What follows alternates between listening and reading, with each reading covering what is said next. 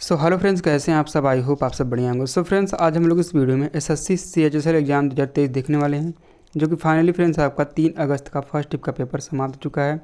दोस्तों हम लोग देखेंगे इसमें कौन कौन से क्वेश्चन पूछे गए हैं, और जितने भी क्वेश्चन आपके पूछे गए हैं उनसे संबंधित दोस्तों हम लोग एक्स्ट्रा फैक्ट भी डिस्कस करेंगे, क्योंकि दोस्तों आपके आगामी शिफ्टों में यहीं से क्वेश्चन देखने को मिलेंगे। ठीक है, तो दोस्तों इस वीडियो को आप लोग पूरा ध्यान से और एंड तक वॉच करिएगा। वीडियो में किसी भी क्वेश्चन का आंसर आपको पहले से पता है तो दोस्तों आप लोग कमेंट बॉक्स में लिख सकते हैं। दोस्तों जिनका पेपर हो चुका है दोस्तों वो अपना आंसर मिला लें, और जिनका दोस्तों होना बाकी है दोस्तों ये वीडियो एक एक एक्स्ट्रा फैक्ट जो आपको दिखेगा उन सभी को आपको ध्यान में रख लेना है। ठीक है, तो चलिए दोस्तों बिना समय गवाए वीडियो करते हैं स्टार्ट। चलिए फ्रेंड्स, इस शिफ्ट कप का पहला क्वेश्चन पूछा गया था कि 2 अक्टूबर को क्या मनाया जाता है। तो दोस्तों 2 अक्टूबर को आपका हर साल अंतर्राष्ट्रीय अहिंसा दिवस मनाया जाता है। तो इस क्वेश्चन का राइट आंसर आपका अंतर्राष्ट्रीय अहिंसा दिवस हो जाएगा। हर साल अंतर्राष्ट्रीय अहिंसा दिवस 2 अक्टूबर को मनाया जाता है। अंतर्राष्ट्रीय अहिंसा दिवस को मनाने की शुरुआत 15 जून 2007 में हुई थी। ठीक है, और दोस्तों यहीं आपका 9 जनवरी प्रवासी भारतीय दिवस मनाया जाता है, जब दोस्तों गांधी जी साउथ अफ्रीका से आए थे। ठीक है, अगला आपका है 30 जनवरी महात्मा गांधी का शहादत दिवस मनाया जाता है। 2 फरवरी आर्द्रभूमि दिवस मनाया जाता है। 4 फरवरी विश्व कैंसर दिवस मनाया जाता है। तो दोस्तों ये सभी आपको ध्यान में रखना है। ठीक है, चलिए दोस्तों अगला क्वेश्चन देखते हैं। चलिए दोस्तों अगला क्वेश्चन आपका पूछा गया था कि श्री रामकृष्ण परमहंस का मूल नाम क्या है। तो दोस्तों श्री रामकृष्ण परमहंस का मूल नाम आपका गदाधर चट्टोपाध्याय है। तो इस क्वेश्चन का राइट आंसर आपका गदाधर चट्टोपाध्याय हो जाएगा। वहीं आपका नरेंद्र नाथ दत्ता दोस्तों किसका मूल नाम है, वास्तविक नाम है, तो स्वामी विवेकानंद का वास्तविक नाम है। मुकुल लाल घोष दोस्तों किसका नाम है, तो दोस्तों परमहंस योगानंद का वास्तविक नाम है मुकुल लाल घोष। ठीक है, वेंकट रमन अय्यर रमण महर्षि का वास्तविक नाम है। तो ये दोस्तों सभी याद आपको रखना है। ठीक है, चलिए दोस्तों अगला क्वेश्चन देखते हैं। चलिए दोस्तों अगला क्वेश्चन आपका पूछा गया था कि भारतीय राष्ट्रीय कांग्रेस की स्थापना कब हुआ था। तो दोस्तों भारतीय राष्ट्रीय कांग्रेस की स्थापना 28 दिसंबर 1885 को हुई थी। इस क्वेश्चन का राइट आंसर आपका 28 दिसंबर 1885 हो जाएगा। ठीक है, भारतीय राष्ट्रीय कांग्रेस की स्थापना 28 दिसंबर 1885 को हुई थी। इसकी शुरुआत एक ब्रिटिश सिविल सेवक एलन ऑक्टेवियन ह्यूम ने दादा भाई नौरोजी और दिनसो वाचा के साथ मिलकर की थी। ठीक है, अगला पॉइंट आपका है कांग्रेस के पहले सत्र में सभी भारतीय प्रांतों के 72 प्रतिनिधियों ने भाग लिया, जिनमें से 54 हिंदू थे, 2 मुस्लिम और बाकी जैन और पारसी सदस्य थे। ठीक है, अगला पॉइंट आपका है भारतीय राष्ट्रीय कांग्रेस प्रथम अधिवेशन के अध्यक्ष व्योमेश चंद्र बनर्जी थे। ठीक है, ये भी आपको ध्यान में रखना है।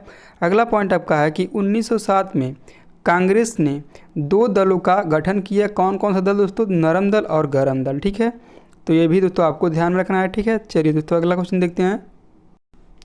चलिए दोस्तों अगला क्वेश्चन आपसे पूछा गया था कि हुमायूं ने किस शहर की स्थापना की थी। तो दोस्तों हुमायूं ने आपका दीन पनाह शहर की स्थापना की थी। इस क्वेश्चन का राइट आंसर आपका दीन पनाह हो जाएगा। ठीक है, 1533 ईस्वी में हुमायूं ने दीन पनाह नाम की एक नया नगर की स्थापना की। वर्तमान भारत की नई दिल्ली में मथुरा रोड पर स्थित दीन पनाह की किले को आमतौर पर पुराना किला या पुराने किले के रूप में भी जाना जाता है। ठीक है, ये वहीं पे दोस्तों स्थित है वर्तमान में ये दीन पनाह। ठीक है, कहाँ पे दोस्तों, वर्तमान में भारत की नई दिल्ली में मथुरा रोड पर स्थित है। ठीक है, अगला पॉइंट आपका है कि फतेहपुर सीकरी शहर मुगल सम्राट अकबर द्वारा बनवाया गया था। दोस्तों ये भी आपको ध्यान में रखना हो सकता है, अगले शिफ्टों में क्वेश्चन देखने को मिल जाए। ठीक है, चलिए दोस्तों अगला क्वेश्चन देखते हैं। चलिए दोस्तों अगला क्वेश्चन आपसे पूछा गया था कि सैंड फ्लाई मक्खी के काटने से कौन सा रोग होता है। सैंड फ्लाई मक्खी के काटने से दोस्तों कौन सा रोग होता है, यही क्वेश्चन आपका पूछा गया था। तो दोस्तों सैंड फ्लाई मक्खी के काटने से आपका कालाजार रोग होता है। इस क्वेश्चन का राइट आंसर आपका कालाजार हो जाएगा। ठीक है, चलिए दोस्तों अगला क्वेश्चन देखते हैं। चलिए दोस्तों अगला क्वेश्चन आपका पूछा गया था कि ISSF चैंपियन रुद्राक्ष बाला साहेब पाटिल किस राज्य से संबंधित हैं। तो दोस्तों इस क्वेश्चन का राइट आंसर आपका मुंबई हो जाएगा। ठीक है, भारतीय निशानेबाज रुद्राक्ष पाटिल को मिस्र के काहिरा में आयोजित ISSF राइफल पिस्टल विश्व चैंपियनशिप 2022 में व्यक्तिगत पुरुषों की 10 मीटर एयर राइफल में स्वर्ण पदक जीता था। ठीक है, तो दोस्तों इस क्वेश्चन का राइट आंसर आपका मुंबई हो जाएगा। ठीक है, चलिए दोस्तों अगला क्वेश्चन देखते हैं। चलिए दोस्तों अगला क्वेश्चन आपका पूछा गया था कि अनुच्छेद 22 किससे संबंधित है। तो दोस्तों अनुच्छेद 22 आपका गिरफ्तारी या हिरासत के दौरान दुर्व्यवहार या यातना न दिए जाने का अधिकार, मनमानी गिरफ्तारी और नज़रबंदी के खिलाफ सुरक्षा प्रदान करता है। ठीक है, तो इस क्वेश्चन का राइट आंसर आपका यही हो जाएगा दोस्तों, अनुच्छेद 22 से संबंधित दोस्तों यही सब है। ठीक है, चलिए दोस्तों अगला क्वेश्चन देखते हैं। चलिए दोस्तों अगला क्वेश्चन आपका पूछा गया था कि पंडित रविशंकर किस वाद्य यंत्र से संबंधित हैं। तो दोस्तों पंडित रविशंकर आपके सितार वादक हैं। इस क्वेश्चन का राइट आंसर आपका सितार वाद्य यंत्र हो जाएगा। ठीक है, पंडित रविशंकर को 1999 में भारत का सर्वोच्च नागरिक सम्मान भारत रत्न से सम्मानित किया गया था। ठीक है, वही दोस्तों आपका सरोद वादन से दोस्तों देख लेते हैं कौन कौन से लोग जुड़े हुए हैं।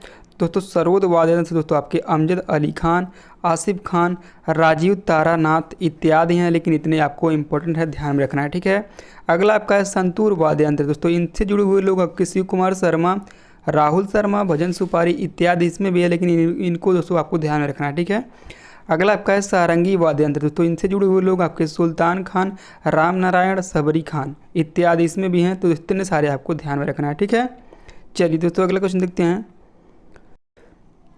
चलिए दोस्तों अगला क्वेश्चन आपका पूछा गया था 2011 की जनगणना के अनुसार महिलाओं की साक्षरता दर सबसे ज़्यादा किस राज्य का है। तो दोस्तों 2011 की जनगणना के अनुसार महिलाओं की साक्षरता दर सबसे ज़्यादा दोस्तों आपका केरल राज्य का है। इस क्वेश्चन का राइट आंसर आपका केरल राज्य हो जाएगा। ठीक है, 2011 की जनगणना के अनुसार केरल में कुल साक्षरता दर और महिलाओं की साक्षरता दर सबसे अधिक है, जबकि लक्षद्वीप में पुरुष साक्षरता दर सबसे अधिक है। ये भी दोस्तों आपको ध्यान में रखना है। ठीक है, देश में साक्षरता दर दोस्तों पुरुषों के लिए कुल आपका कितना है। तो दोस्तों कुल आपका देश में साक्षरता दर 74.04% है। ठीक है, इसे आपको ध्यान में रखना है, जिनमें पुरुष आपके 82.14% हैं और महिलाओं के लिए 65.46% हैं। ठीक है, अब दोस्तों निचले पायदान की बात करें दोस्तों राज्यों में, दोस्तों निचले पायदान में आपका सबसे निचले पायदान पे आपका साक्षरता दर में आता है आपका बिहार, कितने परसेंट के साथ दोस्तों। तो दोस्तों 63.82% के साथ साक्षरता दर के साथ बिहार दोस्तों सबसे निचले पायदान पे आता है। उसके बाद दोस्तों आपका आता है अरुणाचल प्रदेश, कितने प्रतिशत के साथ।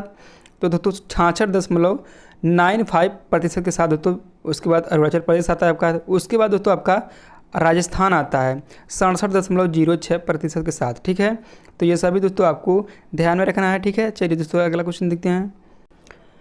चलिए दोस्तों अगला क्वेश्चन आपका पूछा गया था कि 2020 के अनुसार भारत में मैग्नीज का सबसे बड़ा उत्पादक राज्य कौन सा है।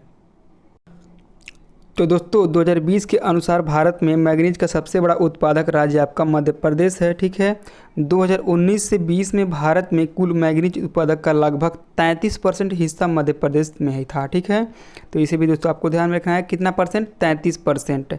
मैग्नीज अयस्क का सर्वाधिक भंडार उड़ीसा में है, जबकि सर्वाधिक मैग्नीज उत्पादक राज्य आपका मध्य प्रदेश है। दक्षिण अफ्रीका विश्व में मैग्नीज का सबसे बड़ा उत्पादक देश है। ठीक है, मध्य प्रदेश के बालाघाट खदान भारत की सबसे बड़ी मैग्नीज अयस्क खदान है। यह एशिया की सबसे गहरी मैग्नीज अयस्क खदान भी है। ठीक है, तो ये भी दोस्तों आपको ध्यान में रखना है। ठीक है, चलिए दोस्तों अगला क्वेश्चन देखते हैं। चलिए दोस्तों अगला क्वेश्चन आपका पूछा गया था कि ई शक्ति योजना किसके द्वारा चलाया गया था। ई शक्ति योजना किसके द्वारा चलाया गया था, क्वेश्चन आपका यही है। तो दोस्तों ई शक्ति योजना दोस्तों आपका नाबार्ड के द्वारा चलाया गया था। इस क्वेश्चन का राइट आंसर आपका नाबार्ड हो जाएगा। ठीक है, राष्ट्रीय कृषि और ग्रामीण विकास बैंक अपने पायलट प्रोजेक्ट ई शक्ति के माध्यम से भारत में स्वयं सहायता समूह के डिजिटलीकरण की शुरुआत की। 12 जुलाई 1982 को स्थापित national bank for agriculture and rural development एक विकास वित्तीय संस्था या बैंक है जो मुख्य रूप से भारत के ग्रामीण क्षेत्र पर केंद्रित है। ठीक है, नाबार्ड की स्थापना दोस्तों वी शिवरामन समिति की सिफारिश पर की गई थी। दोस्तों अगला पॉइंट आपका पिछले क्वेश्चन का था। ठीक है दोस्तों चलिए ठीक है अगला क्वेश्चन आपका देखते हैं।